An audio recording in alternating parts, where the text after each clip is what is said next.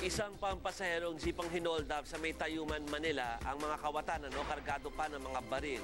Nagawang ituro ng mga biktima ang mga hold up at naganda na sa korte ng mga pulis. Magbabalita, si Lynn Olivario.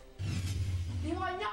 Tutukan mo ako ng baril. Anong gagawin ko? Di pinipag ko sa'yo, hayop! Galit na galit ang babaeng ito matapos makarap sa presinto ang lalaking nang hold up sa kanya sa isang pampasaherong jeep sa may Tayuman, Maynila alas 8:30 kagabi. Kwento ng biktima, panguwi na sana siya sa bahay galing simbahan nang dalawang lalaki ang sumakay sa kanyang sinasakyang jeep. Agad daw tumabi sa kanyang isa sa mga lalaki habang tinabihan naman ang isang katapat niyang babae. Maya-maya pa, tinutukan na daw siya ng baril sa kanyang tagiliran, sabay nagdeklara ng hold up. Nagawa pa daw niya makipaghilaan ng bag sa sospek.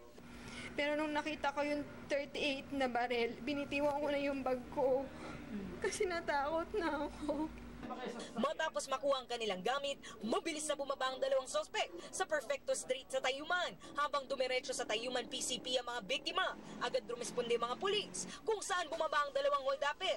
Positibong itinuro ng mga biktima ang isa sa mga sospek na nakipagputukan pa sa mga otoridad.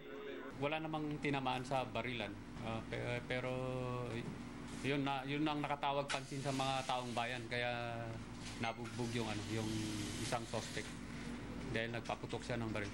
Sa follow-up operation ng Manila PNP, nadakip ang isa pang sospek sa kanyang bahay. Inamin ng dalawang sospek na si Rodin Deneros, 22 anyos, at Martin Tanghal, 23 anyos, ang ginawang pang-hold up. Nakakaan po niya ako. Talaga nangailangan lang po ako, kaya ako pinagawa. Hindi ko pala kahit yun. Nandito na po eh. Magsisisi na po kami. Magsisiman daw ang dalawang kawatan, desidido ang mga biktimang magsampa ng kaso laban sa kanila. Tapos sa mga ginagawa sa mga ganyan, binabalatan ng buhay. Kailangan silang makulong. Dahil kung hindi, bukas makalawa, meron na naman silang hold upin.